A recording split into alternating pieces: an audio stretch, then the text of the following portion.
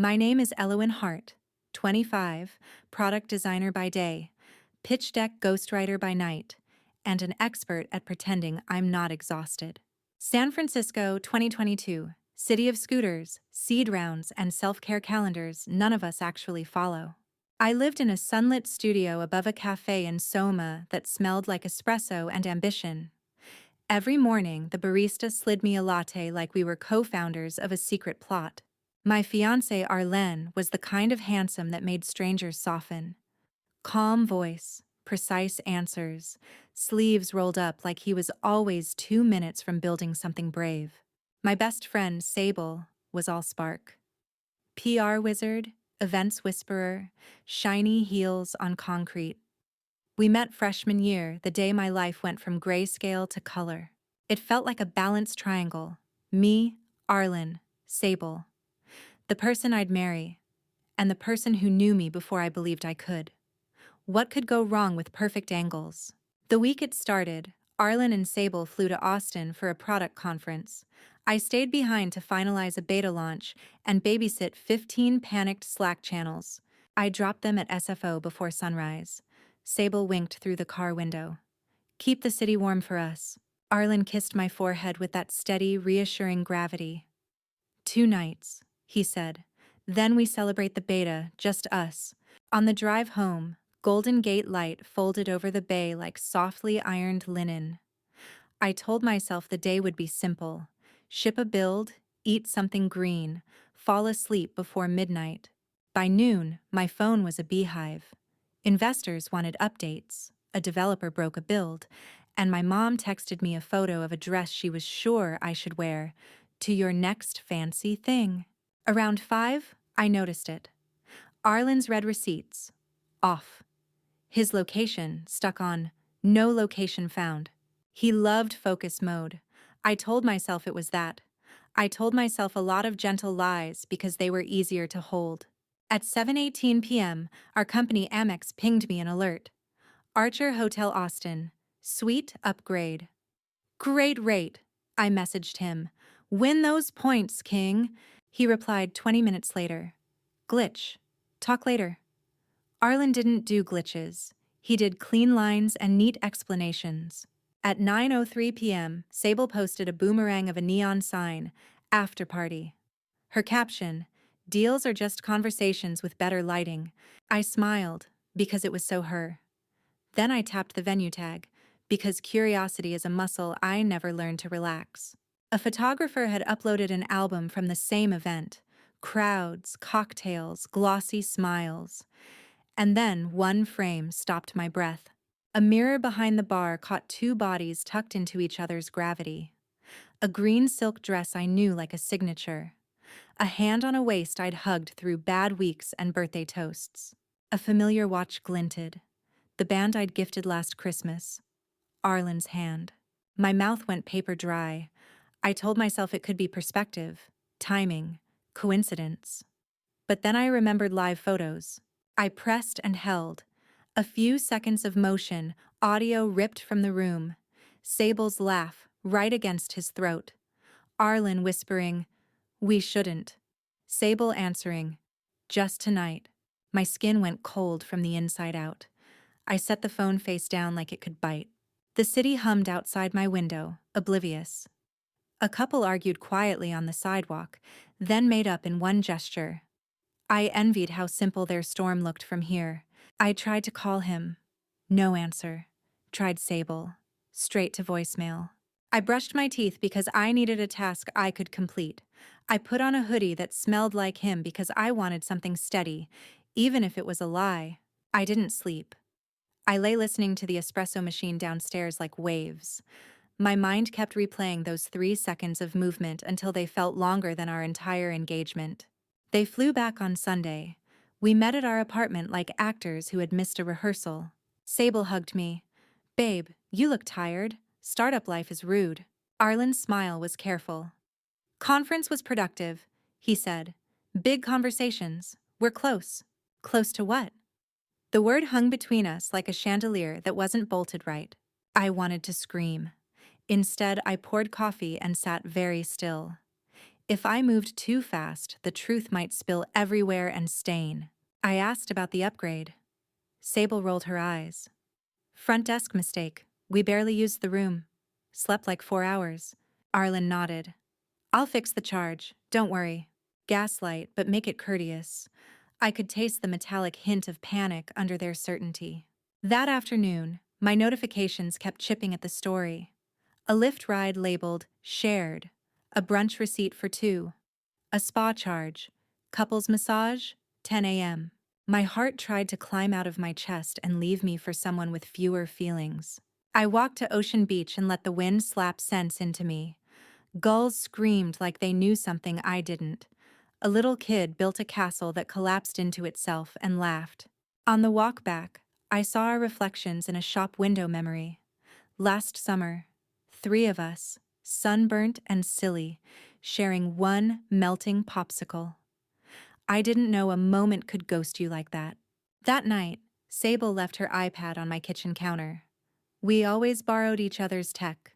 Chargers, cameras, trust. Her passcode was still the date we met. I didn't go looking. I tripped over it.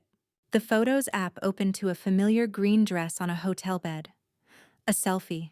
Her cheek against Arlen's shoulder, both of them half out of frame. Nothing explicit. Everything obvious. I should have closed it. Instead, I checked the recently deleted folder. A hedge against guilt. There it was. A video of a hotel hallway. A kiss stolen like a dare. Laughter muffled by a door closing. The timestamp was the exact hour I'd been fixing a database migration.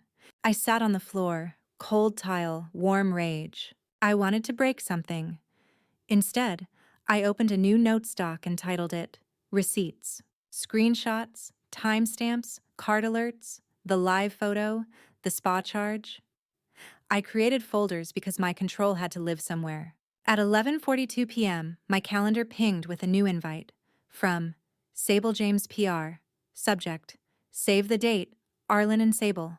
The room contracted. I clicked open the details with shaking hands. Engagement party. Private venue in the Mission. 2 weeks from Saturday. Dress code. Shimmer. A video attachment auto-played. Sable's voiceover. Breathless. Excited. Sometimes love is a pivot. We hope you'll celebrate ours. I started laughing. Not from joy. From the clean audacity of it. My tears came right after, hot and furious. A private waterfall no one could PR away. When they were done, something in me clicked into place. Not a snap. A lock. I stared at the invite and thought of every woman who swallowed betrayal and made herself smaller to survive. I thought of the city that taught me to launch, iterate, and ship. I wiped my face, opened my laptop, and created a new doc. Title: Plan. Step 1. Gather proof. Step 2. Set the stage. Step 3. Go live. I pictured the room. String lights. Champagne. The 2 of them under a cluster of glittering stars they didn't earn. I pictured my entrance. I pictured the world watching. My hands stopped shaking. My voice, when I finally spoke out loud, was clear. Okay, I said to my empty kitchen, to the city, to the version of me that still believed love meant silence. You want a party? I'll bring the lights. The cursor blinked like a heartbeat. Somewhere, a siren wailed and kept going. I hit accept on the invite. I didn't sleep for a second night. Instead, I made lists. Receipts held the evidence. Plan held my spine. I gave each step a verb so I couldn't wiggle out by overthinking.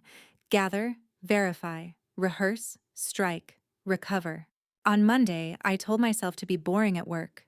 Ship the beta. Answer Slack. Breathe between pings.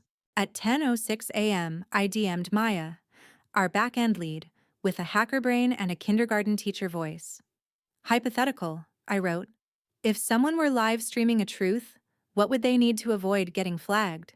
She replied with a cupcake emoji and a bullet list like a care package. Stable connection, backup hotspot, multiple angles, timestamp overlays, mirrored cloud recording, and no copyrighted music. Also, say only what you can show. Say only what you can show. I highlighted the sentence like it was scripture. At noon, I angled into the cafe downstairs. Theo, the barista with forearms like plot twists, slid me my latte. "You okay, Elle?" he asked, eyes soft. "You look like a tab that won't close." I could have lied. Instead, I said, "My fiancé proposed to someone else while I was fixing a migration." He went very still. Then he took off his apron like a knight unsheathing something sturdy. "Tell me what you need," he said. "Wi-Fi at a venue I don't control," I said. "And caffeine that feels like permission." He laughed once, and it was kind. "I've got a travel router, 2 hotspots, and a cousin who DJs every private party in the mission. His name's AJ. He owes me for a complicated synth purchase." By 3 p.m., I had AJ's number, a promise of access to the venue's tech closet, and a spreadsheet called Signals. Cell carriers, upload speeds, router passwords if he could get them, backup batteries labeled like IV bags. At 4:12 p.m., my phone buzzed with a calendar update. Sable had added a line to the engagement party invite. "No outside photography, phones in sealed pouches." Of course she had. She understood optics better than oxygen. I copied the line into my obstacles tab and wrote next to it, "Work the vendors, enter as crew." I needed legal clarity before I lit a match. So I called Aunt Lila, the family's walking precedent. She was technically my mom's cousin, practically a myth. Litigator, fond of silk scarves and sentences that sounded like closing arguments. I told her everything, all of it. When I finished, I waited for judgment or a lecture or a sigh. Instead, she said, "Proud of you for not smashing a window." I laughed brittle. What can I say on a live stream without getting sued for defamation? "You can say what you can prove," she said. "Better, show what you can prove. Keep it factual, time-stamped, unedited. Blur bystanders. Do not make leaps. Do not name the hotel worker who upgraded them unless you have a signed statement." "Can I play their live photo with audio?" "If its provenance is clean," she said. "Also, expect a PR counterattack. Prepare a concise statement you can repeat if ambushed. And Elowen, record every conversation from now on. In California, that means consent. So say, 'I'm recording this for clarity at the start.' If they hang up, that's on them." "Okay." "Last," she said, voice warming. "I know revenge is a meal best served with receipts, but don't let this become your whole cuisine. You still have a life to eat." I wrote, "Don't let this become your whole cuisine," on a sticky note and stuck it to my monitor.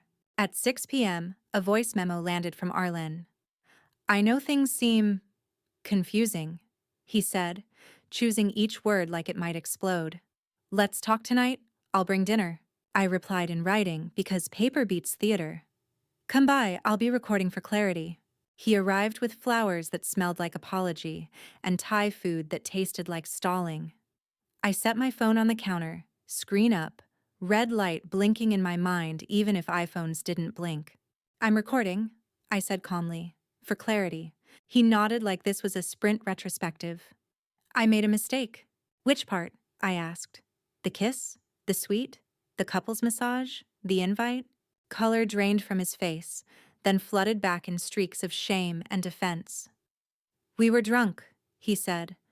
"It was a conference bubble. We were grieving the product delays. It didn't mean—" "The video said just tonight," I said, voice even. "And the spa said 10 a.m. He grabbed the counter like the room tilted. "I didn't propose to her, Elle. It's an engagement party to announce that we're pivoting our lives. The ring is symbolic." "Of what?" I asked. "Of how you measure time, because engagement has a definition where I come from." He pushed the flowers toward me like a bribe to my better self. "I don't want to hurt you." "You already did," I said. "Now I want to decide what I do with the wound." He swallowed. "Are you going to ruin us publicly?" "It's not ruin if it's true," I said. "And it's not public if you offered the whole city an RSVP." Silence pressed around the edges of the room. Outside, a bus sighed at the curb like it was tired of carrying people's worst days. He set his keys on the counter, then changed his mind and pocketed them like hope. If you go nuclear, he said softly, no one hires you again. Sable will. She knows everyone. And I know the truth, I said. Turns out, it networks just fine. After he left, I cried in a way that felt clean, like the body finally washing off someone else's fingerprints. Then I rinsed the vase and gave the flowers to the hallway trash. Tuesday, I rehearsed. Maya came over with a small army of cables and a voice that combed knots out of my panic. We tested 3 streaming platforms, then set them to simulcast. Stand here, she said, taping an X on my living room floor. Light from the window. Don't read. Tell. Use your own words. I wrote a script anyway, not to read, but to know where my breaths would go. It had sections.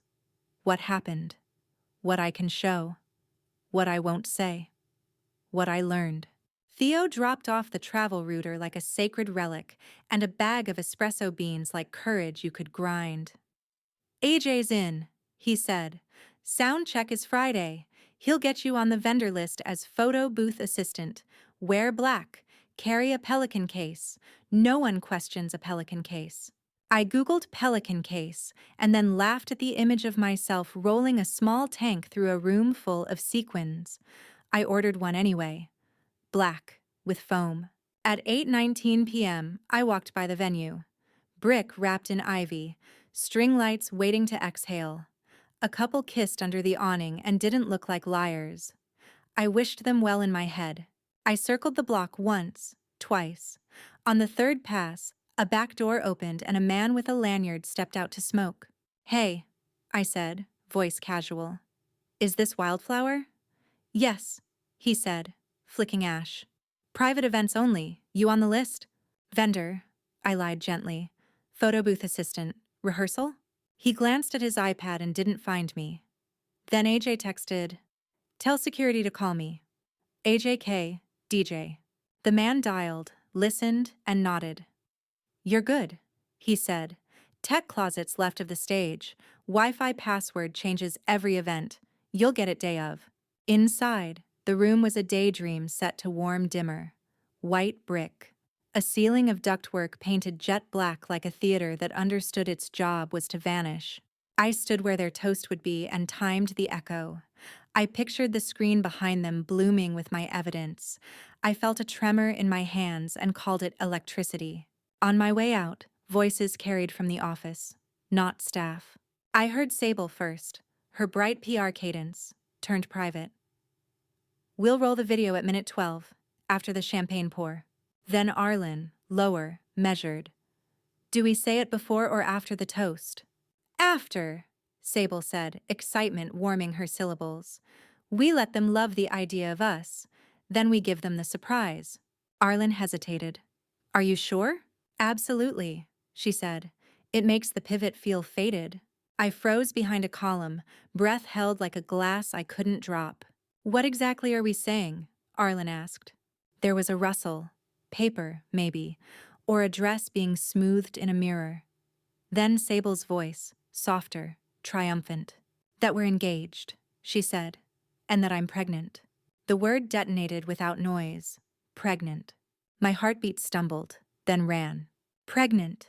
I leaned into the brick because gravity decided to experiment.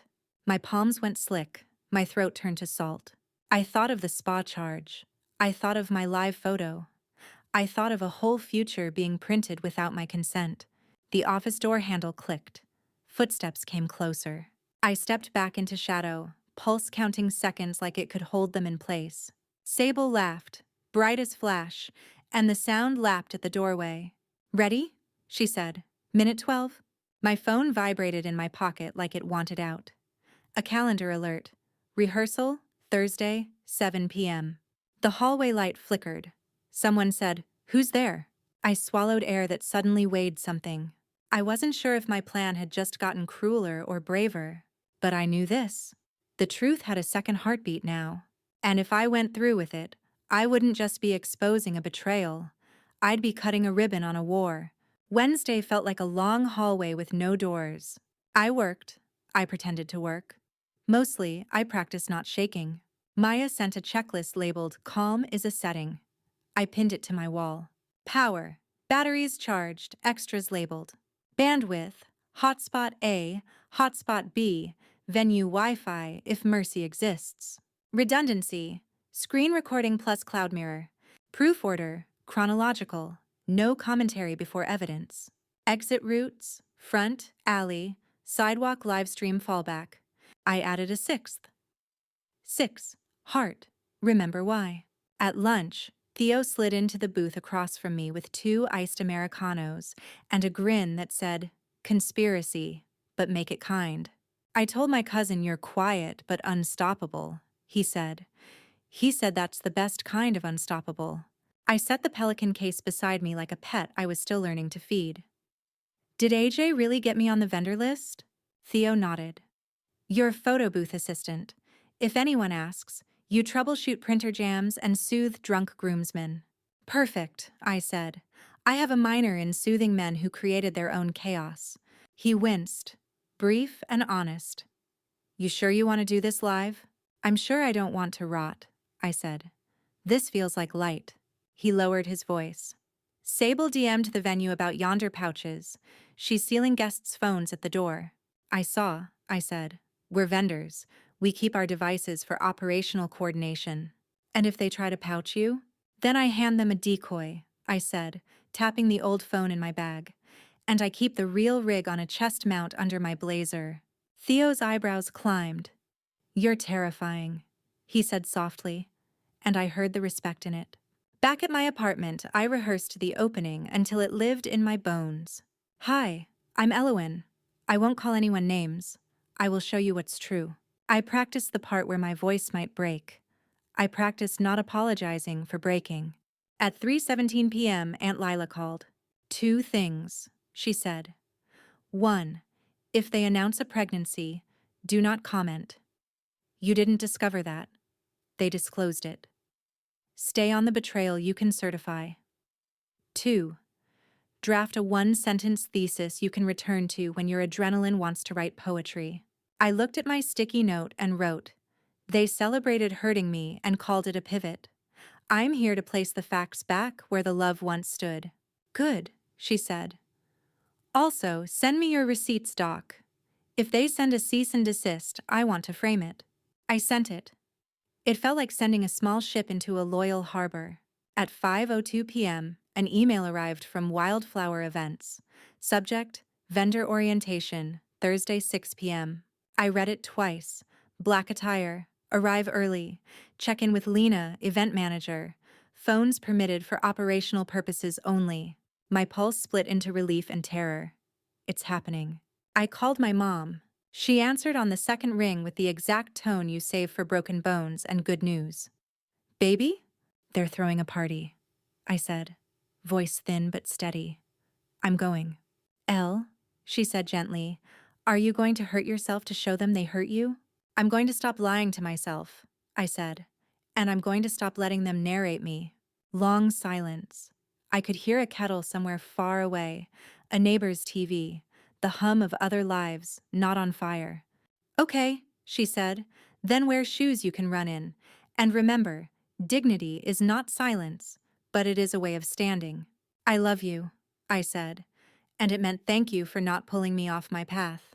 After sunset, I sat on the floor with the pelican case open like a tiny altar. I labeled everything: mic, backup mic, clip light, batteries, hotspots, router, HDMI, USB-C, an adapter that seemed to exist only to make other adapters feel secure. Maya arrived and did a final health check on the rigs. She added a tiny timestamp overlay that sat in the corner like a heartbeat. "Say the date out loud when you start," she said. "San Francisco, September. No ambiguity." Got it. We practiced a contingency. If I was ejected, I'd cross the street to the mural wall, set the phone on a tripod, and finish there. The truth didn't need their ceiling to exist. At 8:11 p.m., AJ texted a map of the venue with the tech closet circled and a note. "Password changes nightly. Tonight, Wildflower Phi 89. Tomorrow will be different." Then a second message. "Heads up, Sable added extra security, they're checking vendor bags. Maya and I stared at the pelican case and then at each other. Nothing illegal in here, I said. Nothing illegal, Maya agreed. Just extremely competent. We packed the case so it looked photo booth-ish. Dye sublimation paper on top. Prop mustaches. Theo's idea. In a zip bag. Cables coiled like harmless snakes. At 9:02 p.m. I made a mistake. I opened Sable's Instagram. Her story was a symphony of shimmer. Sequins, champagne, a slow pan of Wildflower's ceiling lights rehearsing their twinkle. Then a boomerang of her palm on her belly, brief as breath. Text overlay, fate likes a plot twist. I almost closed the app. Then the curiosity that ruined cats and saved startups nudged me. I paused the story and took a screenshot. There was a shadow in the frame, barely visible along the edge of the mirror. A printout. I zoomed in until the pixels complained. Ultrasound, I whispered. I Googled common ultrasound stock photo watermark, and then laughed, humorless, because the faint diagonal lines, the weirdly perfect curve, I'd seen it before in a design pack. I reverse image searched the freeze frame. It matched a widely used marketing mock-up from a clinic brochure template. Not proof, but a tremor of doubt under a mountain of claim. I texted Aunt Lila. If she announces pregnancy, I won't mention it, but FYI, her ultrasound looks like a stock mock-up. Lila replied, "Don't touch it. If it's false, the world will do the tearing. You stay with what you can certify." I put my phone face down and stared at the ceiling until my anger turned into a very precise focus. Pregnant or not, lie or not, the betrayal existed on tape. Thursday morning, I dressed like a stagehand. Black blazer, black jeans, boots you could outrun regret in. Theo met me at the cafe door with a lanyard and a smile that made courage feel like a contagious thing. "Operation Photo Booth," he said softly, looping the badge over my head. "Operation Don't Die of Dignity," I said. We bumped knuckles and it felt like a contract. At 5:40 p.m., I rolled the pelican case into Wildflower. Lena, the event manager, was an arrow of efficiency in a headset. "Photo booth?" she asked. "Yes," I said. "Assistant." She checked me in, scanned my bag, and didn't blink at the prop mustaches. "You'll set up next to the greenery wall," she said. "Champagne pour at 7:45, program at 8. The DJ will cue a video at minute 12. Minute 12. The word felt like a drum I'd learned to march to. I found the tech closet, set the travel router, labeled the cables, taped them to the floor like veins. AJ wheeled by and brushed my shoulder with a casual, "You got this," then faded into light checks and bass tests. At 7:12 p.m., staff lined the entry with glossy yonder pouches. Guests arrived in glitter and perspective. They hugged, air-kissed, surrendered their phones, and talked louder to fill the space technology left behind. I slipped behind the step and repeat, tested the stream, whispered the date into my mic like prayer. "Thursday," I said. "San Francisco, September. 8 p.m. program. Elowen Hart speaking." The timestamp blinked in the corner, small and unsentimental. At 7:41 Arlen arrived. He wore a suit the color of apologies and a look that kept slipping. He shook hands like nothing had burned down. Sable followed, emerald again, the dress a callback she couldn't resist. Eyes like camera flashes, smile like a press release that believed itself. For a moment, the room was a movie and I wanted to walk out of the theater. Then minute hands moved, as they do. The DJ faded the room to a golden hush. Champagne arced. A cluster of attention gathered itself into a polite animal. I slid my phone into the mount and felt the click like a lock. Lena whispered, "Program in 30. I nodded and looked at the exit. Sidewalk fallback. Skyline. The mural wall waiting like a witness. I took one last breath that didn't belong to anyone else. "Okay," I told my ribcage. "We tell the truth."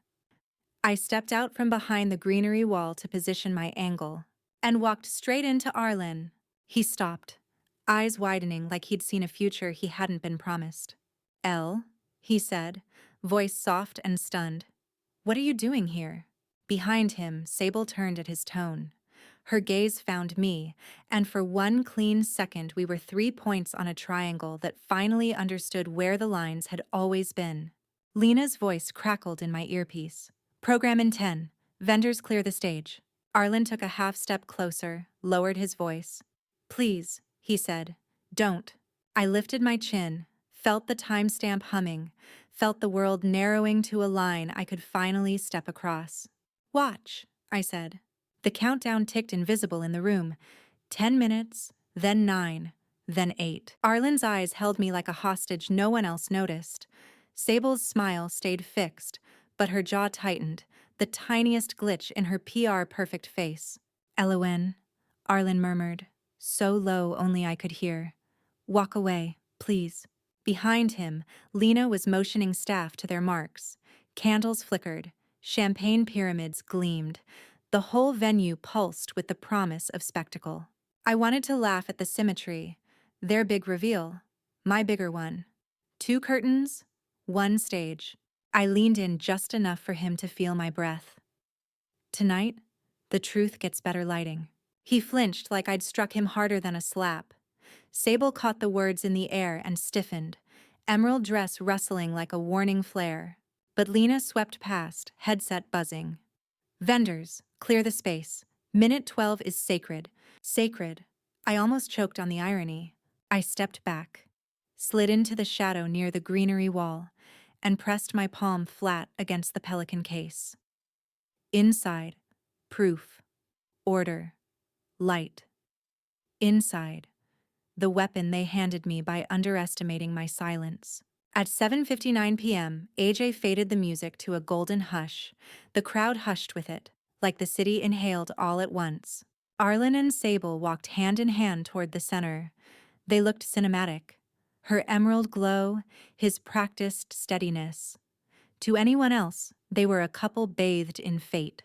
To me, they were 2 thieves dressed as destiny. Sable lifted her champagne glass, smile radiant. Thank you for being here, she began. Every one of you means... I didn't hear the rest, because my stream went live. Phone steady in the mount, mic hot, timestamp blinking. Thursday, I said, voice even. San Francisco, September. My name is Elowen Hart. In the corner of my screen, the live viewer count jumped. 3, then 15, then 37. I swallowed the quake in my chest and kept going. I'm here because stories get told without us. Tonight, I will show you what's true. The crowd didn't hear me yet. This was only for the lens. But soon, they would. I tapped the overlay, pulled up the first slide. The Archer Hotel Amex charge, time-stamped. Then the live photo. Sable's laugh against Arlen's throat. The whisper of, just tonight. On my phone screen, the evidence unfolded like a trial exhibit. In my bones, the tremor turned to steel. Behind me, a voice hissed, Elowen, what the hell are you doing? It was Sable. She'd spotted me, recognized the posture of someone narrating. Her eyes sharpened, PR instinct slamming into survival. I turned the mic slightly, still calm. Say only what you can show, Maya's checklist echoed, and I was showing. I didn't answer Sable. I didn't break gaze with the lens. Next slide, the couple's massage receipt, 10 a.m. overlay, date, charge, location. The live count surged, 100, 200. Comments began to flicker. Wait, what? Who's Arlen? Oh my God, she's streaming receipts. From the stage, Arlen was mid-toast, oblivious, raising his glass. But some guests had noticed the glow of my rig, the cadence of my voice. Heads turned like dominoes, and then, my stream auto-pushed to the projector. AJ's hack. The wall behind Arlen and Sable lit up with their own betrayal. The boomerang froze into a still frame. Sable's green dress, Arlen's hand, their faces caught mid-gravity. Gasps rippled like a wave through champagne bubbles. Sable's voice snapped sharp. Cut it, now! But AJ's beats dropped harder, drowning her panic, buying me seconds. The screen rolled to the next receipt, and the next. Arlen turned, confusion cracking into horror as his own watch gleamed larger than life behind him. The room broke into chaos, murmurs, whispers, the kind of silence that's louder than shouting. I kept my voice steady. They called it a pivot. I call it proof. And I refused to vanish from my own story. The projector flickered, trying to fight back. Sable was at the tech closet door now, pounding, yelling for a cut. But the feed held. The truth glowed. And then, right as the spa receipt filled the screen, someone yanked my rig from the mount. The camera jolted. My face filled the stream for the first time, eyes bright, jaw set. "Elowen!" Arlen's voice raw. "Stop this!" I turned to him, mic still live, stream still rolling. And for the first time, I didn't whisper. No. The word rang across the venue like a verdict. The word no hung in the air like shattered glass. Somewhere in the crowd, a champagne flute slipped from someone's hand and burst into pieces. For a second, no one breathed. Then the room fractured. Half gasps, half whispers. The rest phones fumbling for pouches they no longer had. The projector still glowed.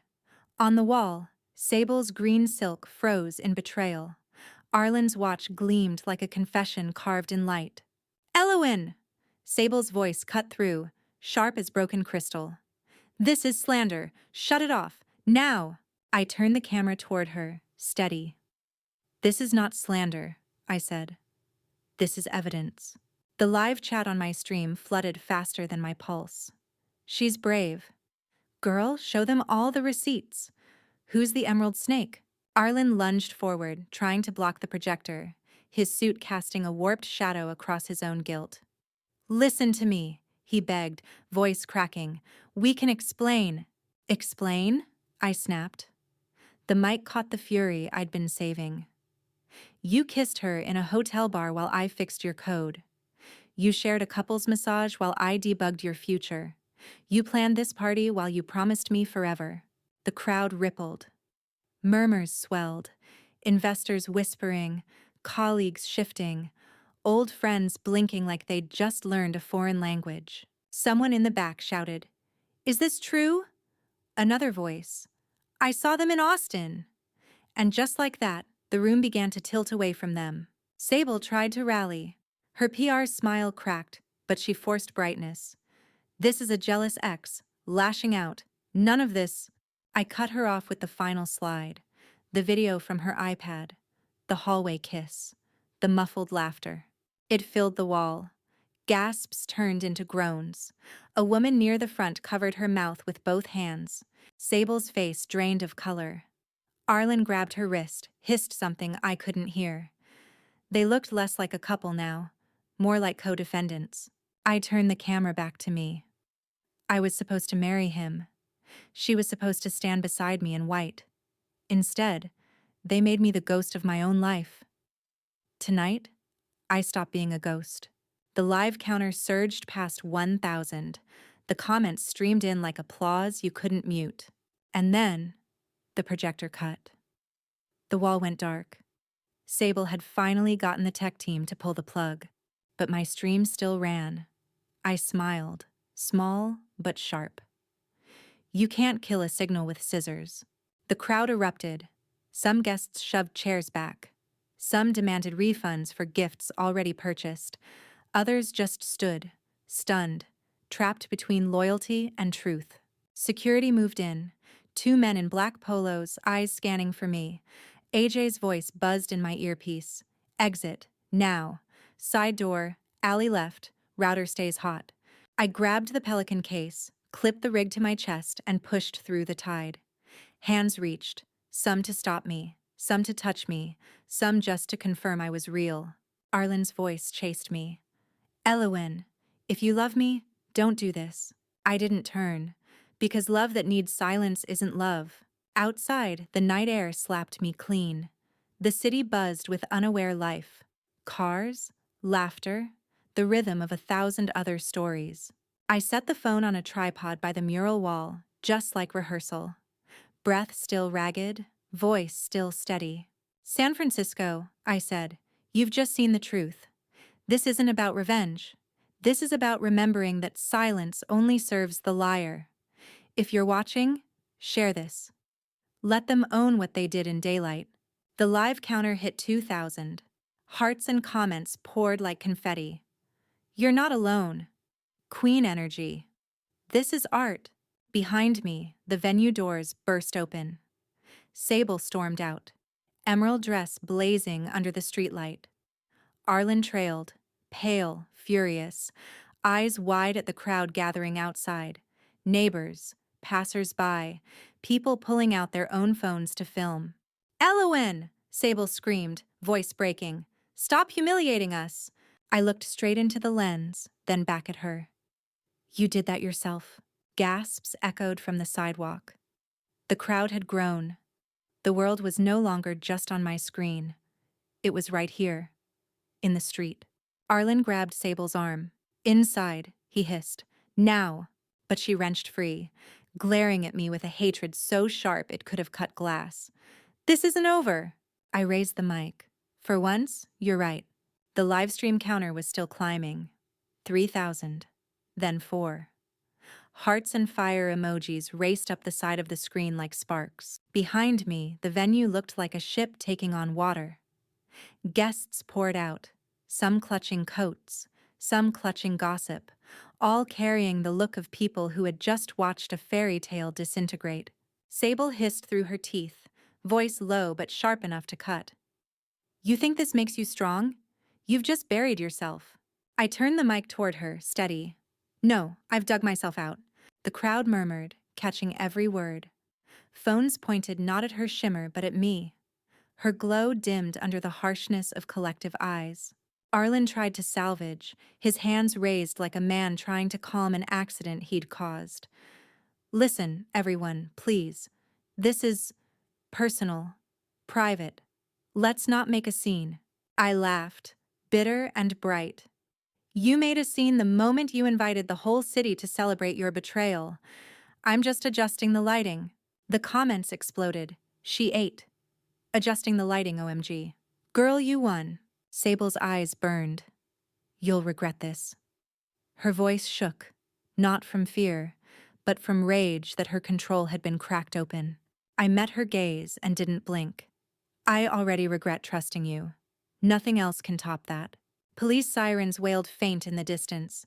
City background. Not yet for us.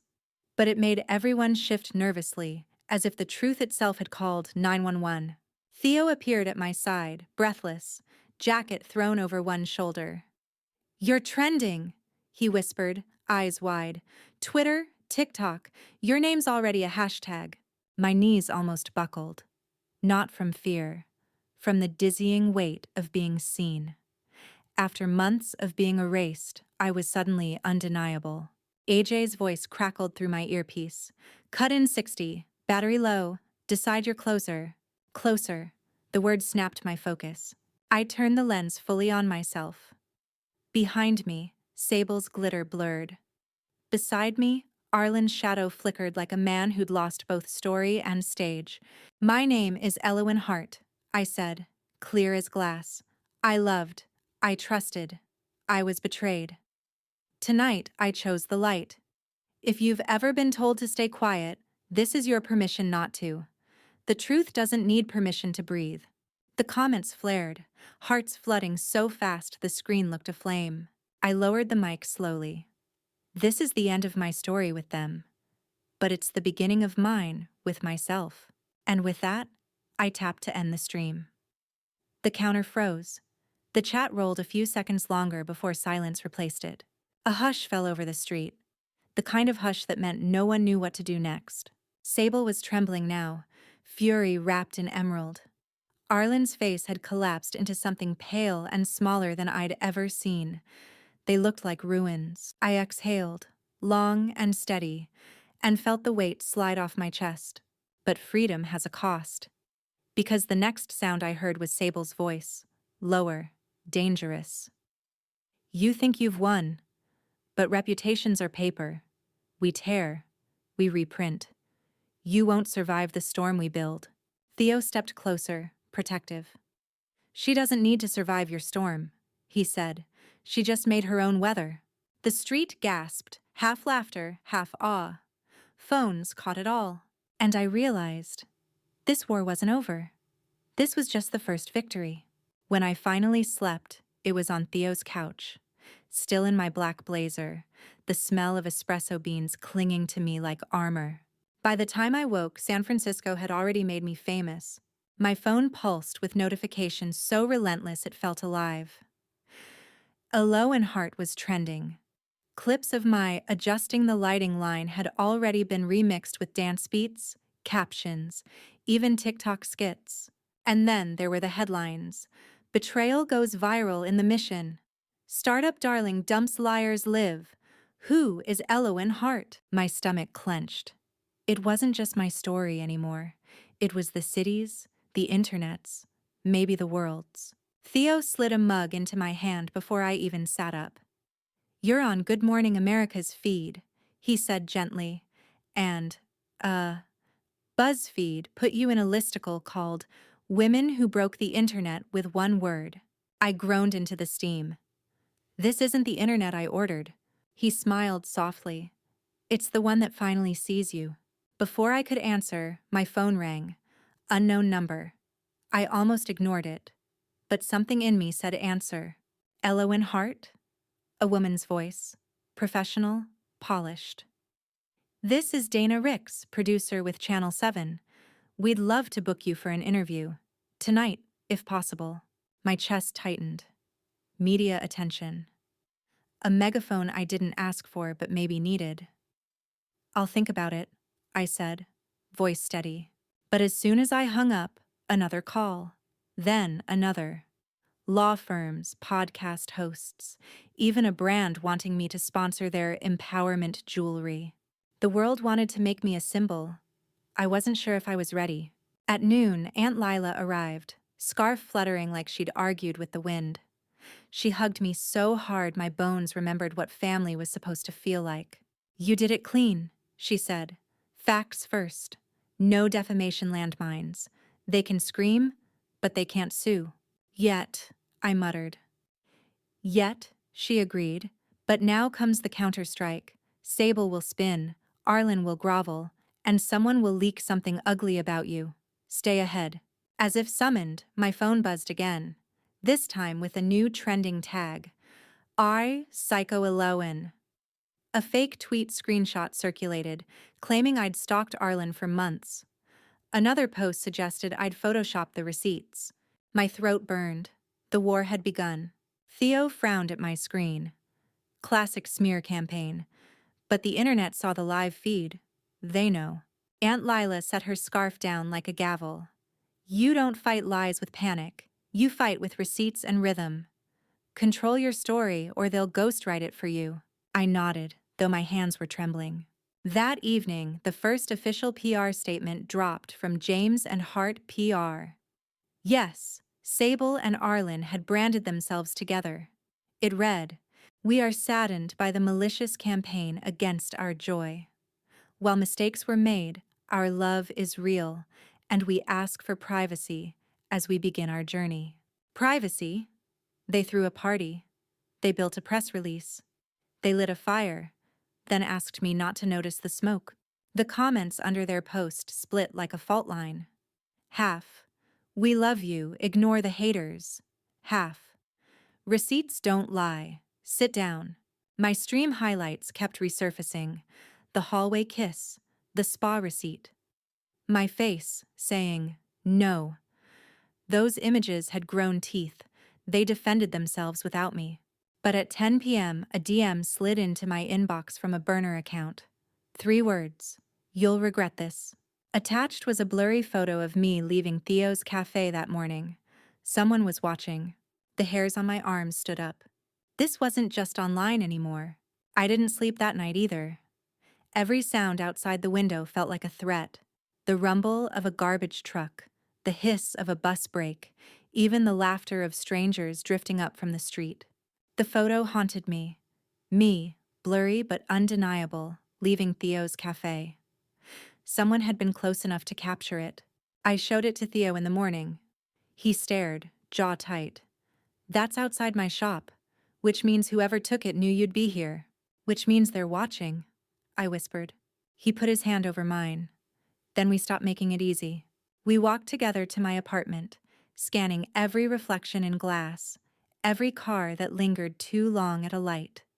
San Francisco had always buzzed, but now it hummed with suspicion. Inside, Maya was already waiting with her laptop open.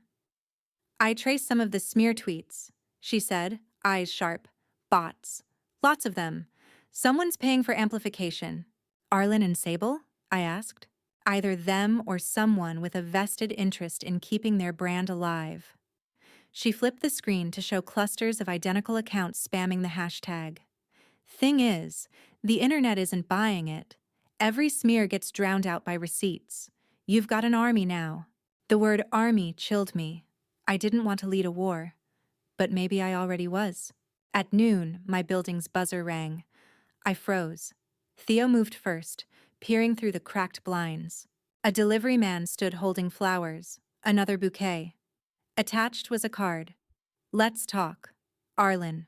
Theo swore under his breath. He's trying the apology tour. I didn't touch the flowers. I left them in the hallway until the stems drooped, then dumped them in the trash chute.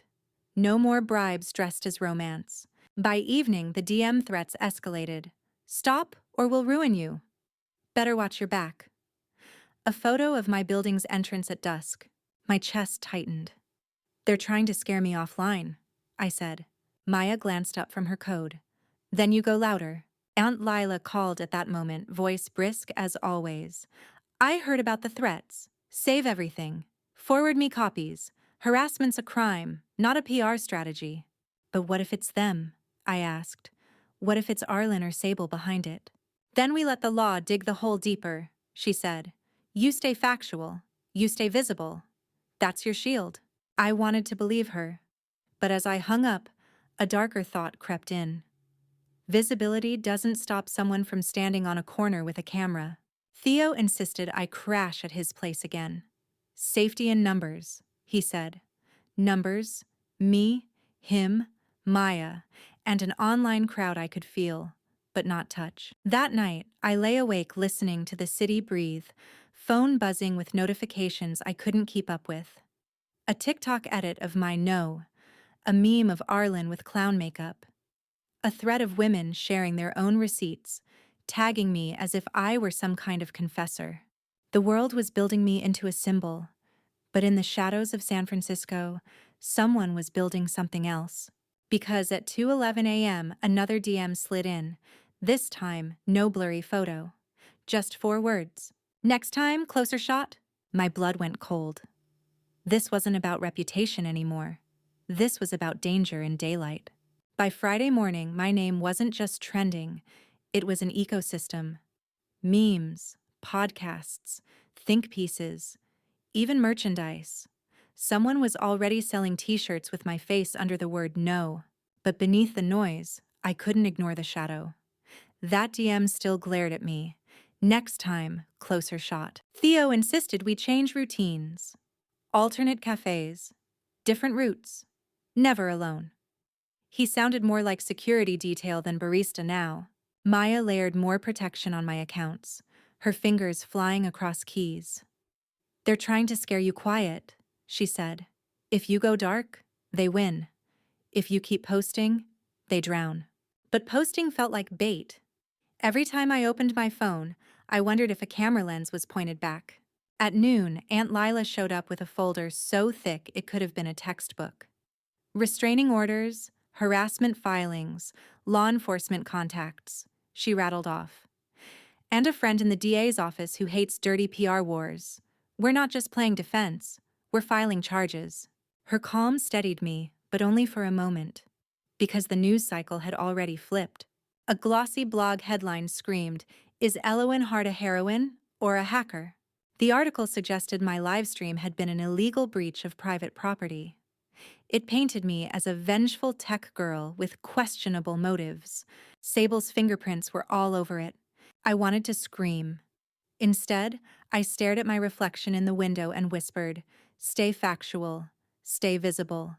By evening, things escalated again. Theo and I were walking back from the corner store when a black SUV slowed beside us. The window rolled down. For half a second, I thought it was random. Then I heard my name. Elowen. Arlen. Behind the tinted glass, his face looked carved in shadow. Get in. Let's talk. His voice was smooth, almost gentle, like none of this had ever happened. Theo stepped in front of me. She's not getting in your car. Arlen's eyes flicked to him, cold. This doesn't concern you. Yes, it does, Theo snapped. She's my friend. Arlen's jaw clenched. He leaned closer to the open window. This is spinning out of control. Sable's not going to stop. And the people she works with, they don't play nice. You need to back off before it gets worse. Worse. The word sat like ice in my stomach. I forced my voice to stay calm. Worse than betraying me in public? Worse than stalking me with photos? You already set the fire, Arlen. I'm just holding up a mirror. His eyes narrowed. Then I hope you like heat. The SUV rolled off, taillights bleeding red into the night. Theo grabbed my hand, steadying me. They're scared. That's why they're lashing out. But I couldn't shake the tremor in my chest. Because fear wasn't the only thing in Arlen's eyes. There'd been calculation. And calculation meant this wasn't just about reputation anymore. It was about survival. Back at Theo's, Maya was waiting with grim news. They've hired a crisis firm, she said, pushing her laptop toward me. 3 statements already drafted. They're painting you as unstable, saying you fabricated evidence to build a following. On her screen, a leaked pitch deck from James and Hart PR. Slides with my face blurred under headlines. Narrative control. Frame Elowen as obsessed. I stared until the text blurred. They're weaponizing the same tools I used to fight them. Maya touched my shoulder. Difference is, you have truth. They only have spin. I wanted to believe that truth was enough. But then my phone buzzed with a new notification. Not a DM, a video. It showed me, clear and close, standing outside Theo's shop the night before. The caption read, "Smile for the cameras, L." My blood turned cold. They weren't just spinning narratives anymore. They were closing in. By Saturday morning, I couldn't tell if I was awake or still inside a nightmare stitched from headlines, DMs, and the low thrum of fear. Everywhere I looked, my feed, the sidewalk, even Theo's cafe chalkboard, there I was. My name, my face, my no. The world had turned me into both symbol and spectacle. Maya shoved her laptop across the table, eyes wide. They escalated. Look, on screen, a polished video statement from James and Hart PR. Arlen in a gray suit, Sable in white silk, hands clasped. We made mistakes, Arlen said, voice syrup smooth. But what Elowen is doing, hacking, stalking, fabricating, this is harassment. We're taking legal action to protect ourselves. Sable nodded with tears shining, voice trembling on cue. No one deserves to be hunted for loving someone. Please respect our privacy. I almost laughed. Privacy? They turned betrayal into a press kit. But my laugh cracked in the middle, sour with fear. Because the comments under their video weren't all skeptical. Some were believers. Some called me obsessed, dangerous, psycho. The smear campaign was landing. Theo gripped my shoulder. Hey, look at me. You showed proof. They're spinning, but you've got the truth. Truth doesn't trend as fast as lies, I whispered. Aunt Lila arrived mid-afternoon with a stack of legal papers. Good news, she said briskly. We're filing harassment complaints with the police. The video surveillance outside Theo's shop will help. Bad news, their legal action claim is empty, but it muddies the water. They're playing for time. Time. Every second the threats grew bolder. At 6:22 p.m., my phone buzzed with a new notification. Another video. This one from a burner account. It showed me standing outside the wildflower venue 2 nights ago. But the angle, it was shot from above, from a rooftop. The caption read, "You can't hide." My skin went cold. I shoved the phone toward Maya. They're escalating, she said, voice tight. Whoever this is, they're not just online, they're close. Too close. Theo locked the cafe door, flipped the sign to closed. We need police, he said. Now. Lila nodded. I'll take this upstairs. Meanwhile, Elle, you don't move alone. Not once. But even with their protection, I felt the walls closing in, because betrayal had been one thing, but being hunted, that was something else. That night, I set up my phone for another live stream, not to expose, not to fight spin, just to breathe out loud where the world could see me. Hi, I began, voice softer than before. It's Elowen. Yes, they're spinning lies. Yes, I'm scared. But I won't disappear. Because silence is what they count on, and I'm done giving it. The comments poured in, waves of hearts and fire. We got you. Stay loud, Queen. Protect Elle at all costs. I smiled through the ache in my chest. For the first time since this began, I didn't feel alone. But just as I ended the stream, my phone lit with a final DM. If you won't vanish, we'll make you. The timestamp, local, real time, and attached. A photo of me, right then, at Theo's cafe window. Taken from across the street. The photo froze me more than any headline ever could. Me at Theo's cafe window, time-stamped seconds ago, captured from across the street. Proof. Whoever was behind this wasn't just spinning lies online. They were here. Watching. Theo yanked the blinds shut so fast the cord snapped. Maya slammed her laptop closed. This just crossed into criminal, she said. We take it to the cops. Tonight. But even as she spoke, my phone buzzed again. Another DM. You can't live stream your way out of everything. My throat clenched. They weren't just mocking. They were promising. Theo grabbed his keys. Let's go. Station's 2 blocks. We left together, Aunt Lila on speaker, her voice sharp with urgency. Stay in lit streets. Don't split. If you see that SUV again, duck into a store. I'll meet you there with a friend from the precinct. The night felt alive with eyes. Every passing car seemed too slow. Every shadow too deliberate. At the station, the desk sergeant listened, unimpressed, until Maya laid out the printouts. Screenshots, timestamps, geotags. When she showed the rooftop angle, his expression shifted. This isn't trolling, he said finally. This is stalking. We'll open a file. Relief almost buckled my knees. But then he added, until we catch them in the act, our hands are tied. Not enough, never enough. Back at Theo's, we fortified the apartment like a bunker. Blinds taped, router firewalled, phones in do not disturb except for each other. Still, sleep wouldn't come. Instead, I stared at the ceiling, replaying Arlen's words. You need to back off before it gets worse. Was this worse, or just the opening act? At 3:07 a.m., my phone lit again. But this time, it wasn't a DM. It was a tag. A brand new account had posted a video. Shaky, low light, filmed from a distance. Me, walking with Theo to the police station. The caption read, every move you make. My stomach turned. It wasn't just that they were watching. It was that they wanted me to know it. Maya cursed under her breath, fingers flying across her keyboard. I can trace this. Burner or not, they're sloppy. Give me a night. Theo put his arm around me, solid and warm. They're trying to break you, but you don't break, Elle. You bend the light. I almost cried at that, because I wasn't sure anymore if I was light, or just glass about to shatter. Still, I whispered back, then let's shine where they can't reach. But deep down, I knew. The line had been drawn. This wasn't about betrayal or PR anymore. It was survival. And survival meant the next move had to be mine. Morning light in San Francisco usually felt like mercy. That Sunday, it felt like surveillance. I sat at Theo's kitchen table, mug in hand, watching the steam curl and vanish.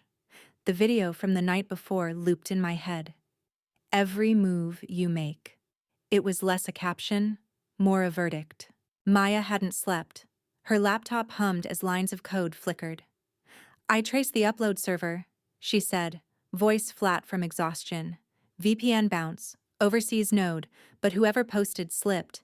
Their IP resolved to a co-working hub downtown. My heart slammed. Do we know who? Not yet. But if we can pull building logs, maybe. She exhaled. This isn't amateurs. They're coordinated. Which means money, Theo finished grimly. Money. The one thing Sable and Arlen still had in spades. Aunt Lila swept in at noon with a bag of legal pads and a fierceness only blood can carry. Good. You've got trace leads. Now we go on offense. Offense? I croaked. PR wars are won by flipping the frame, she said. They want you to look unstable, show stability, they want to scare you into silence. Speak louder. But this time, controlled. Not chaos. I nodded, though my nerves trembled like glass. That evening, I set up another live stream. Not at Theo's. Not in hiding. At Dolores Park. Under wide daylight, with hundreds of strangers lounging on blankets and skateboards and grass. If they wanted me afraid, I'd put myself in the open, untouchable by shadows. Hi, I began, mic steady. My name is Elowen Hart. You've seen what I've shown you. Receipts, timestamps, facts. Now you're seeing me, here, in the light. I will not vanish. The comments bloomed like wildflowers. Yes, Queen. She's in the park, OMG, iconic. Protect Elle at all costs. I breathed easier with every cheer. But then my phone buzzed with a new notification midstream. A statement, posted from Arlen's verified account. We've contacted authorities. Elowen has fabricated evidence and endangered us with her harassment. We ask our supporters to block and report her streams. My stomach dropped. The smear had gone official. I lifted the mic, voice steady. You've all seen my evidence. They can call it fake. But screenshots, metadata, receipts, they don't lie. Fear lies. And fear is all they have left. The crowd around me clapped. Actual clapped. Park-goers who'd come for sunshine now chanting, "Receipts don't lie, receipts don't lie." For a moment I felt invincible. Then Theo nudged me, whisper sharp. Elle. Look. Across the street, parked half in shadow, was the same black SUV, engine off, windows dark. It wasn't moving, it was waiting. The SUV didn't move. Not when I shifted my weight. Not when Theo's eyes locked on it like a target. It just sat there, engine off, windows dark, patience coiled. Maya whispered, "They want you rattled. Don't give them the shot." But my skin prickled with the kind of instinct that doesn't need logic. Whoever was in there wasn't here to watch. They were waiting for a moment. I closed the stream with one last line. The truth doesn't hide in shadows, neither will I. Then I ended it. Theo leaned in. We need to move, now. We walked toward the edge of the park, keeping to crowds. The SUV didn't follow. But when we turned the corner, it rolled forward. Slow, deliberate. My heart slammed against my ribs. This is it, I whispered. They're making their move. Theo's jaw tightened. Then let's make ours first. We ducked into a corner store, fluorescent lights buzzing overhead. I grabbed a basket just to look normal, but my hands shook against the plastic. Through the glass front, I saw the SUV idling outside, not leaving, just waiting. Maya typed furiously on her phone. I dropped a tracker ping, she muttered. If they follow, we'll have data, time, place, plate number. Theo leaned close, voice low. Elle, you ready to bait them? Bait? They're already hunting you. But if we can catch them on record, license plate, face, we flip this whole thing. My stomach flipped, turning fear into evidence. It was the same game I'd played with betrayal, only now with danger. I nodded, slow. Okay, we bait. We walked out together, Maya holding her phone angled just enough. The SUV inched forward again, headlights brushing over us. The street was too quiet, too staged. Theo whispered, "Left at the alley. Security cam on that block. Walk normal." We turned. The SUV followed, tires humming against asphalt. And then, a door opened. The back passenger side. A figure stepped out. Tall, hooded, face obscured, but in their hand, a phone. They raised it, recording me, not attacking, just capturing. Maya's voice caught. They want more footage. To twist it. To scare you worse. The figure stood still, camera pointed. Like they owned my image. Like they were rewriting my life in real time. I lifted my chin. You want a shot? I said, voice shaking but loud. Here's mine. I raised my own phone, hit record, and aimed it straight back. The alley filled with the eerie sound of two devices capturing each other. Predator and prey, mirror to mirror. For a breathless second, no one moved. Then Theo shouted, "Got the plate!" Maya's app buzzed. Tracker locked. The hooded figure froze, realizing too late. They spun, jumped back into the SUV. Tires screeched, rubber burning against the street. The car tore off into the night, swallowed by traffic. I exhaled so hard my knees buckled. Theo caught me, steady. Maya was already uploading data to cloud servers, fingers shaking but sure. We got them, she whispered. Not just their fear, their trail. And for the first time in days, the fear inside me bent. Not broken, not gone, but bending. Into anger, into resolve. We didn't chase the SUV, we chased the paper. Maya funneled the plate number into 3 databases while AJ's cousin, who apparently knows a guy who knows every valet in the mission, pinged back within minutes. Rental, Maya said, eyes bright. Booked through a crisis firm shell LLC, James and Hart's fingerprints smudged but visible. Aunt Lila arrived with coffee and a folder thick enough to be a closing argument. We file 2 paths, she said. Criminal for stalking and harassment, civil for tortious interference and defamation. Paper meets smoke. Will it stop them? I asked. It puts them under lights, she said. Roaches hate that. Theo rubbed a thumb across my knuckles like a metronome. Lights are kind of your brand now. We took the trail downtown. The co-working hub from Maya's Trace sat in a glass tower pretending to be invisible. Lobby plants, chrome, a receptionist with a smile laminated in training. Building logs, Lila said, crisp. She slid a subpoena draft across the counter. Emergency request, public safety. The receptionist blinked. Then she made a call. 10 minutes later, a manager arrived with a laptop and a nervousness he couldn't style away. Maya stood beside him, polite as a scalpel. Look for last night between 9 and midnight, she said. Uploads to a short-form platform. Unusual bandwidth spikes. He scrolled, stopped, zoomed. There, Maya breathed. A workstation ID. A MAC address.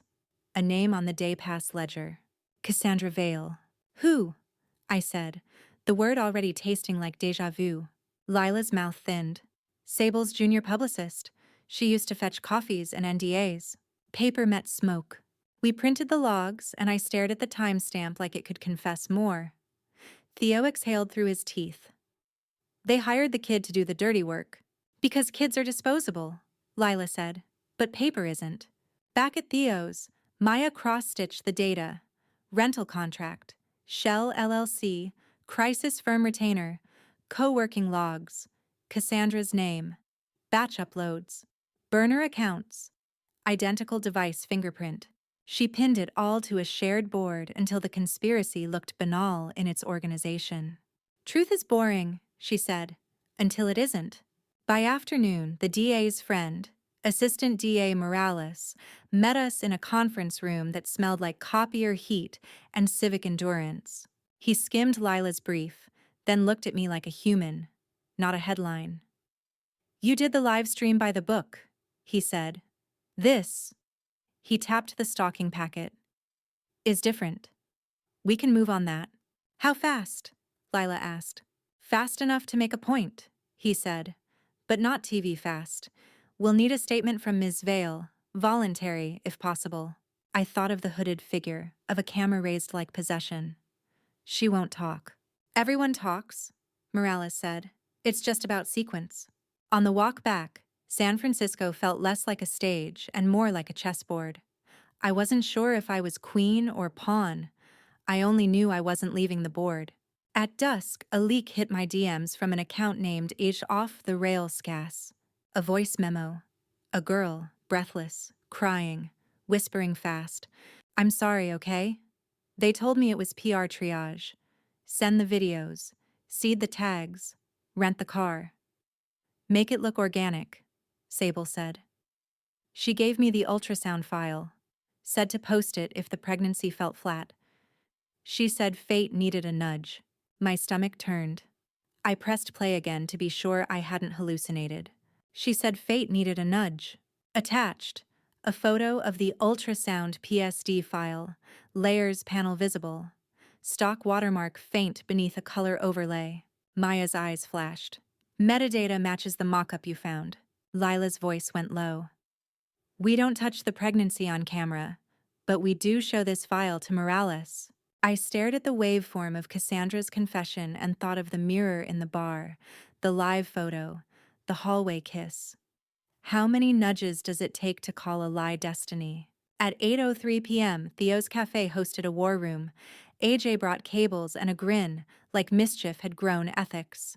Morales' investigator swung by to image my phone, catalog the files, nod at the board of connections. We'll serve notices in the morning, she said. Don't post the veil audio yet. If she's truly flipping, we want her safe. Safe. The word felt complicated in my mouth. Because safety meant staying quiet again, and I had built a new muscle for sound. At 9:27, Arlen called. Not a memo, a call. Don't, I said, answering anyway. Elle, he began, voice stripped of PR. Please, can we talk? Really talk? Without your audience. We talked at the party, I said. You talked with your hands on Sable. Silence Lake, deep and old. You're going to ruin us, he said finally. You already did, I said. I'm just turning on the lights. Then let me give you one back, he said, voice fraying. The SUV wasn't my idea. I told them to stop. Sable said the narrative needed stakes. Stakes. Like the ones you drive through a heart. Why tell me this? I asked. Because I don't sleep, he said. Because I see your face every time I close my eyes saying no, and it feels like the only honest thing in my week. Guilt is not a currency I accept anymore, but information is. Who runs the crisis firm account? I asked. Name. He exhaled. Elias Rook. Lila mouthed the name, eyebrows up. A fixer who liked TV microphones and off-the-record threats. I wrote it on the board with a black marker that bled. Then I drew an arrow from Rook to Cassandra to SUV. A shape emerged, not a tangle, a pipeline. Theo leaned on the counter, gaze steady. So what now, Elle? Now we do what they think only they can do, I said. We stage. We mapped it fast. A public statement at City Hall steps tomorrow. Permits secured by Morales' office. Evidence in order. Timeline, receipts, stocking paper trail, co-working logs. Names last, only when backed by documents. No pregnancy mention. Let that rot on its own. Livestream mirrored to 3 platforms, with media invited after we start so no one can frame first. And security? Theo asked. 2 plainclothes officers, Morales said over text, and a friend on comms. Who's your friend? I typed back. A minute passed. Then, Cass. I blinked. Cassandra's cooperating. Morales confirmed on a call. She came in an hour ago, brought the laptop. The room made a sound, relief braided with something like pity. What did she say? I asked. That she wanted out. Morales replied. That she didn't sign up for cars and alleys. That Sable told her truth is just branding with better punctuation. I sat down, because sometimes a sentence knocks you backward. The plan locked into place around that line. At 11:11 p.m., I stood alone in Theo's doorway with my hoodie up, watching the street.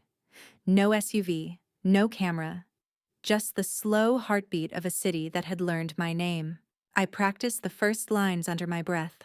My name is Elowen Hart. I loved, I trusted, and I learned that truth is not a brand and light is not a stunt.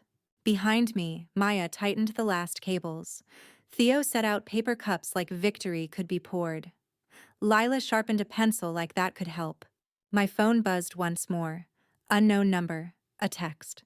See you at City Hall. Bring your best angle. ER. Elias Rook. They were coming to the light. Good. I wanted the camera on all of us.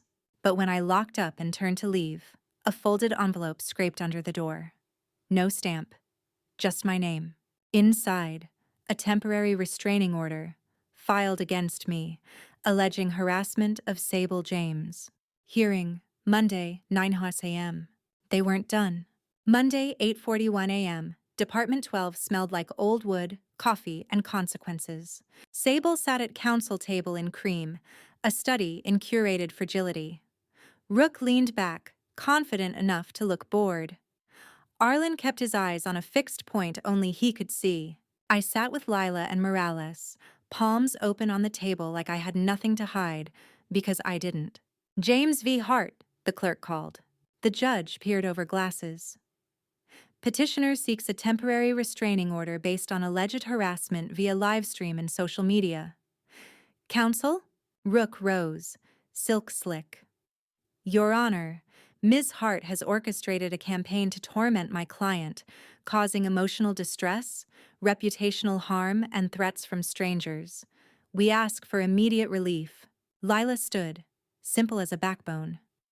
Your Honor, we object. We have evidence of petitioner's team stalking Ms. Hart, vehicle rentals, digital uploads, employee admissions. The live streams showed true facts, curated to avoid defamation. This TRO is not a shield, it's a sword. The judge steepled fingers. Evidence? Morales' investigator handed up packets and a thumb drive.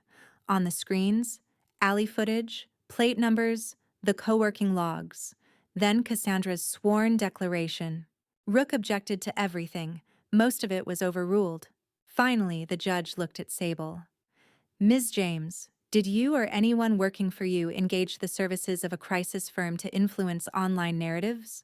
Sable's lashes fluttered. To manage communications? Yes, to keep us safe. Did that include instructing employees to capture video of Ms. Hart without her consent? A tiny pause. Rook moved to object. Answer, the judge said. Sable's mouth trembled. I didn't instruct that. I was told it happened. By whom? Her eyes slid just for a breath toward Rook. By the firm. A paper cut you could hear. Lila didn't smile. She didn't need to. The judge sat back. Court finds petitioner has failed to show harassment by respondent. Petition is denied. Further, based on the evidence of stalking and coordinated online harassment, the court refers the matter to the district attorney for review. Ms. Hart, if you wish to seek a protective order, the clerk will assist. Sound rushed back into my body like someone had opened windows. Rook's jaw set. Sable stared at the table as if the wood might forgive her. Arlen finally looked at me, and for once I saw the boy I'd fallen for, lost under the man he'd become. Outside, the reporters waited, but Morales ushered us past with a palm up. No comments.